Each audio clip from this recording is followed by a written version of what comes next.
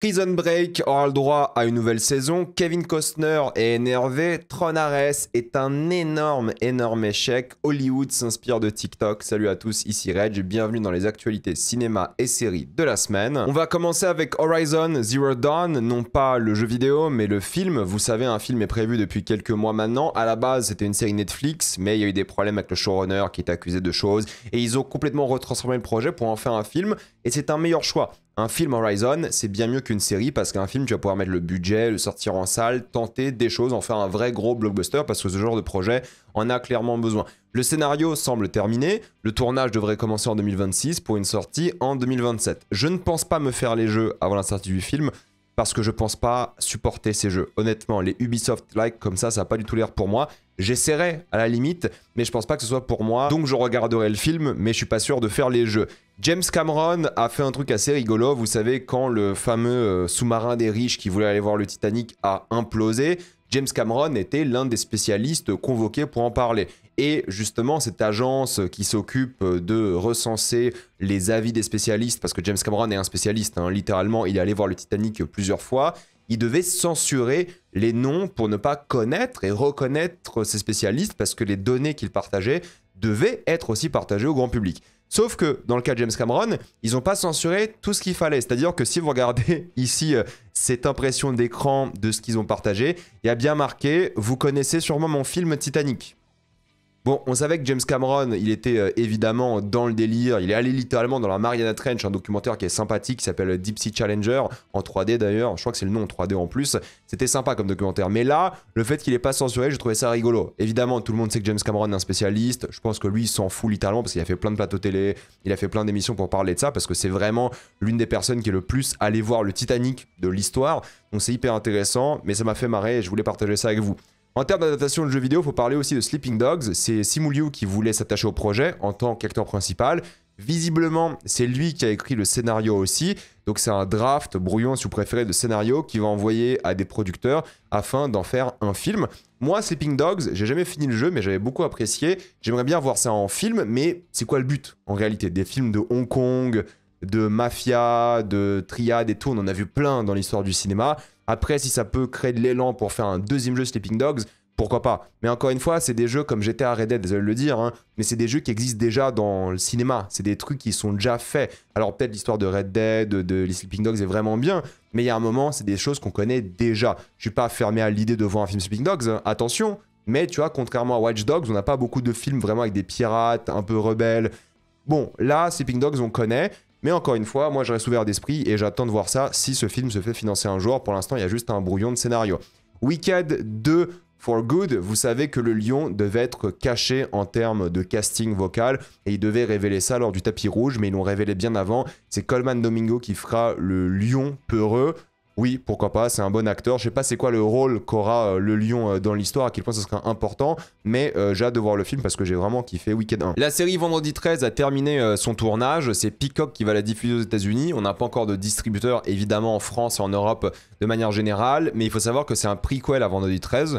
Moi, ça m'intéresse pas des masses, mais à la limite, c'est à 24. Ils ont fait un projet un peu sérieux. Ça pourrait potentiellement être intéressant à voir ce que ça va donner, mais j'attends vraiment surtout de voir des images et bandes annonces parce que là, pour l'instant, le concept m'intéresse pas du tout. Pedro Almodovar va sortir son prochain film Bitter Christmas, c'est le titre anglais hein, évidemment, en mars 2026 en Espagne. En France, ça devrait donc pas tarder parce qu'on sort les films d'Almodovar assez rapidement chez nous en Europe, mais j'ai hâte de voir ça parce que moi j'aime bien Almodovar et c'est toujours intéressant les projets qu'il propose.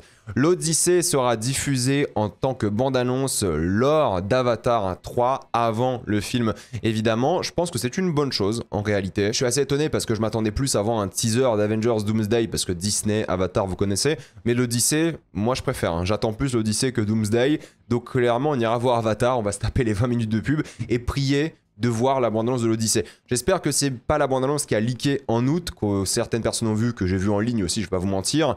J'espère que ce sera autre chose, une vraie bande-annonce parce que le projet sort en décembre, en tout cas il sortira dans 7 mois, donc j'ai hâte de voir ça parce que Avatar 3 et l'Odyssée. Guy Ritchie n'a toujours pas sorti son film qui s'appelle In the Grey, tourné en 2023. Des reshoots sont nécessaires, voici le casting ici, ça avait l'air pas mal en termes de casting, même si la dernière fois qu'il a fait un film avec ces deux-là par exemple, c'était pas bien.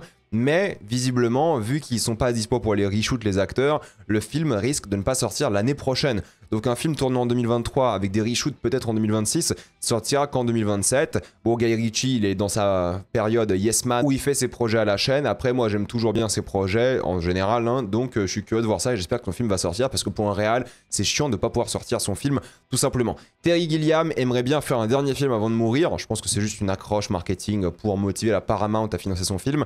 Ça s'appelle The Defective Detective. Ils veulent faire là bientôt parce qu'ils pensent pas avoir l'énergie pour faire plus de films. Je lui souhaite, hein, Terry Gilliam, il a tellement impacté le monde du cinéma que je pense qu'il faudrait financer ses films jusqu'à la fin de sa vie parce que c'est toujours intéressant et il y a toujours une proposition artistique derrière. Ron Arrest va faire perdre énormément d'argent à Disney, c'est estimé à 132 millions de pertes. Pourquoi? Parce que le budget du film était de 220 millions et 102 millions de marketing d'après Deadline. C'est colossal, 320 millions pour ce projet-là, il est même pas à 200 millions au box-office, c'est une véritable catastrophe, c'est vraiment pas bien, déjà le film de base, mais en termes de marketing et tout, c'est vraiment très mauvais.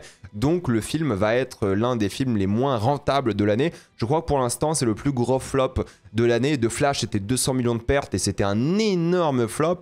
Mais là, c'est 132 millions pour l'instant. Enfin, c'est ce qui est estimé avec la fin du box-office et tout. Ça, c'est un film Disney Plus dans 2 semaines. Moi, je vous dis ça tout de suite, ça va arriver très vite sur Disney Plus parce que c'est un film qui est déjà condamné, que personne ne va voir et les gens s'en foutent pour plein de raisons que j'ai expliquées dans ma critique de Tron Ares. Mais oui, c'est un énorme échec. Contrairement à Black Phone 2, qui s'en sort pas mal en réalité. Black Phone 2, c'est 41 millions lors de son premier week-end d'exploitation pour un budget de 30 millions. Je ne l'ai pas encore vu, je le regarderai, j'en parlerai, mais ça s'en sort bien. C'est un bon projet, c'est pas mal du tout. On verra s'il arrive à tenir sur la durée, parce que s'il arrive à faire, je sais pas, 70, 80 millions, c'est déjà rentabilisé. Donc j'ai hâte de le voir en salle, j'entends des choses très différentes à chaque fois, et moi ça m'intéresse. On a la première image de I Play Rocky, vous savez le film qui va sortir sur le tournage et la création du projet Rocky.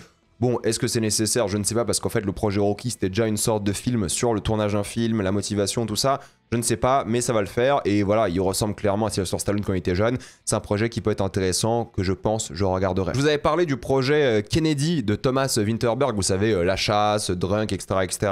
Cette fois-ci, c'est Michael Fassbender qui va rejoindre le casting. Ça sera une sorte de série à la The Crown, mais sur la famille des Kennedy. Une famille qui est bizarrement idéalisée, mais c'est une grande dynastie politique, mine de rien, aux États-Unis maintenant, depuis avant le président, hein, JFK, et il continue à faire des choses aujourd'hui en politique. Aux États-Unis, il y a bien un mec de la famille qui a un ministère de la santé, si je dis pas de bêtises. Donc c'est Fassbender qui va jouer le père de JFK, si je me trompe pas, et pourquoi pas, à la limite. Moi, je pense qu'ils idéalisent un peu trop cette famille, mais The Crown, c'était vachement bien, que je n'ai toujours pas fini d'ailleurs, faut que je finisse.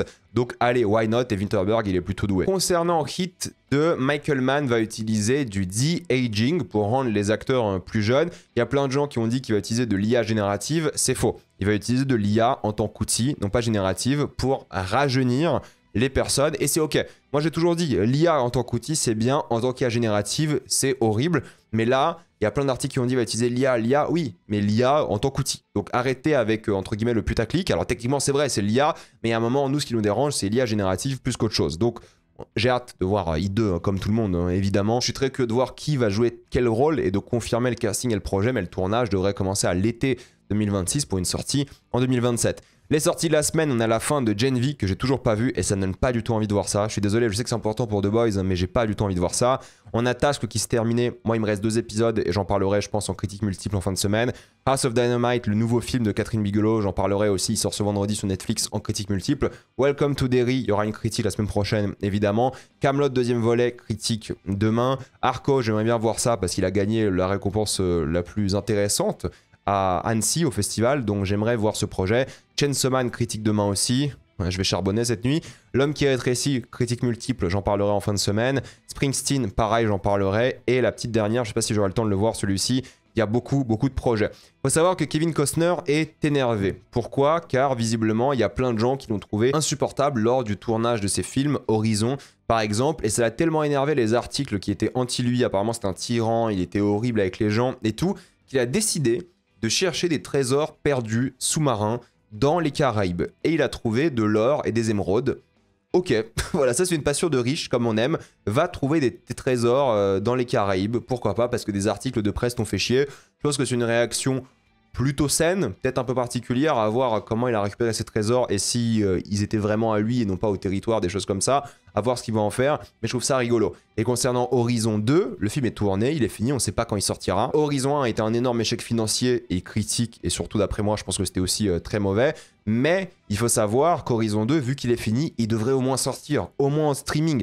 Il faut qu'il sorte le projet. Et il se rapproche aussi de groupes saoudiens pour financer le 3e et 4e film, parce que personne ne veut financer son flop, malheureusement. C'est triste, hein. Je pense qu'il devrait sortir le 2e.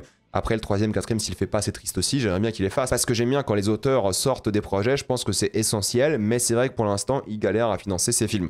Prison Break aura le droit à une nouvelle saison, c'est confirmé. C'est le même univers, mais avec de nouveaux personnages. Sauf qu'ils s'attendent aussi à avoir des caméos, des anciens personnages et tout. Donc c'est quand même la continuation, plus ou moins. C'est pas juste un spin-off de Prison Break. Et ça va raconter l'histoire d'une ancienne soldat devenue garde de prison dans l'une des prisons les plus dangereuses des États-Unis, afin de prouver son amour. C'est ça le synopsis. Écoutez, moi j'en ai rien à foutre de Prison Break, je trouve qu'après la saison 2 c'est catastrophique, c'est vraiment pas bien, ça vaut pas le détour d'après moi. Après encore une fois, bénéfice du doute, on sait jamais, ça peut être pas mal, surtout là de prendre le point de vue du garde de sécurité qui veut faire le Prison Break. Pourquoi pas? Mais encore une fois, j'attends pas du tout cette série. Contrairement à X-Files, que j'ai jamais vu en entier, j'ai vu énormément d'épisodes, mais jamais dans l'ordre, jamais vu en entier. Il faut savoir que Ryan Coogler a décidé de développer le projet, donc il va sûrement réaliser 1 ou 2 épisodes et produire la série, uniquement parce que sa mère est fan de l'œuvre. Et je trouve ça bien, je trouve que c'est une motivation suffisante pour faire une œuvre et profiter aussi de son nom, de sa reconnaissance. Et il va pas bosser sur la série pendant des années, hein. Il va faire voilà, quelques épisodes et ensuite donner ça à quelqu'un d'autre, à une chaîne, sûrement Disney du coup, parce que c'était la Fox avant, X-Files, et puis basta. Donc je trouve que c'est ok. Hollywood s'inspire beaucoup des edits TikTok pour faire le marketing. Ils ont d'ailleurs embauché des gens qui ont fait des edits sur TikTok pour qu'ils bossent sur le marketing d'œuvres, parce qu'ils ont vu la force des edits.